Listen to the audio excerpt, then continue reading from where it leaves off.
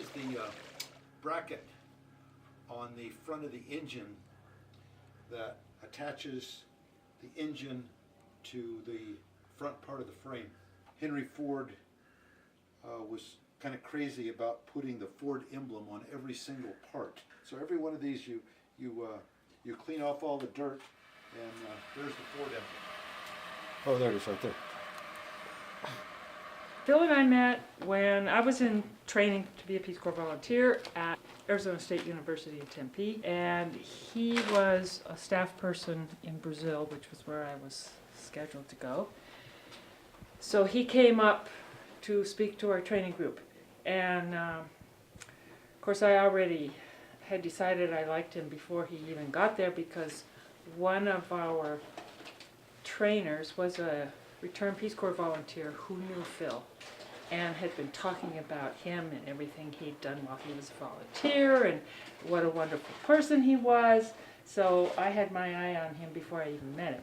But I flirted and flirted and flirted, and he completely ignored me. And so I gave up, and then, I don't know, 3 or 4 months later, he came around and asked me if I wanted to go out for dinner. So when I came home, we had kept in touch while I was gone, and when I came home, it was easy to get back together again. My mother and father were both born in California, parents from Portugal. My maternal grandparents came from the Azores Islands, my paternal parents came from Portugal. And I spoke Portuguese before I spoke English as a youngster. I only learned English when I went to school. I was a sophomore in college at community college in California, and we heard Kennedy's speech in Michigan when he first mentioned the Peace Corps, and we all thought that was a good idea. And we all independently got applications to go. I went to Colombia first. Another one of the fellows went to India 6 or 8 or 10 months later, and then the third one went on to school to Stanford, got a history degree, and wound up in Colombia. And his first site was an hour away from mine, but after a year or so there, he transferred to what was my site in San Joaquin, Santander del Sur. Probably the most significant part of my Peace Corps experience was realizing what it was that people who lived in poverty, what happened to people who lived in poverty, and what kind of lives they had. Even though I had been exposed to poverty as a youngster, I had a neighbor who lived in a tent and another family who lived in a very small trailer house. I'd never seen poverty like I saw in Colombia, and that impacted me greatly, and has been the kind of focus or motivator of all that I've done since then, trying to improve lives of people who are either poor or have no health insurance or don't have access to health services, and that's all of my work life since then has evolved around that sort of work. When I came back from Peace Corps, it was clear that people didn't understand poverty at all overseas, but more strikingly, they did not understand what it is to be poor in this country. And that happens to today. In the legislature, I often have to say, in response to comments from people who obviously don't understand what it's like to live poor, do you understand what it's like to live poor? Do you understand what it's like when you get in your car in the morning and you don't know if it's going to get you to work? You don't know if your kid's going to get sick and you're going to have to miss work and then you don't get paid. I mean, people don't understand the day-to-day, Americans don't understand the day-to-day problems that are faced by people who have no money.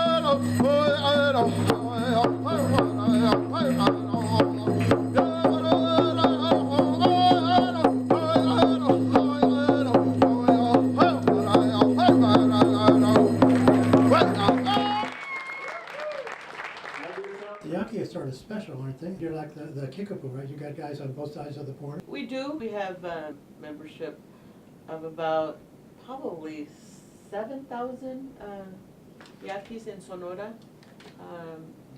But we're not actually on the border, but we do have people on both sides of the border.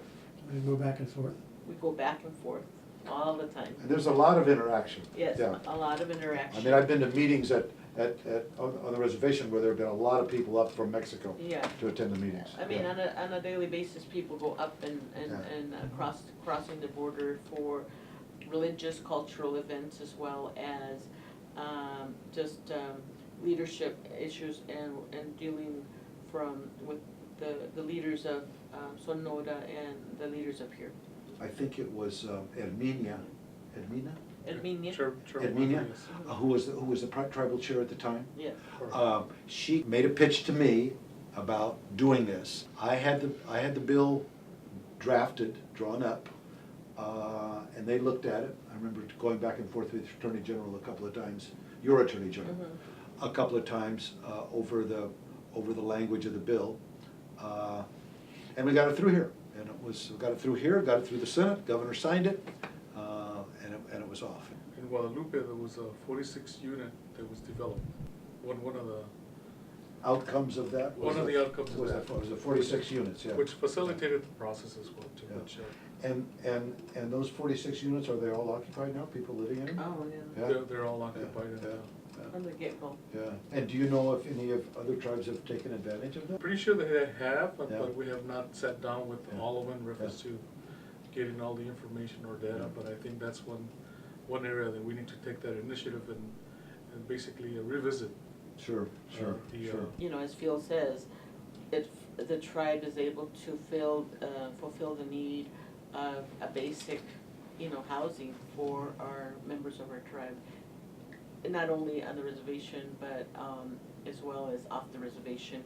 And I think that was what was the most benefit, is being able to do that off the reservation, because in reservation, we don't have to do that. So it was basically for the off-reservation community, Indian community, and I believe the bill does state that all Indian nations in Arizona and tribes could benefit from this.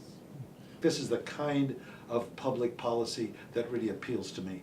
It fulfills a basic human need for people who need it. In this case, we're talking about housing. Can't get much more basic than that. So I was very pleased and happy, and that's why I'm very proud to have been involved with it.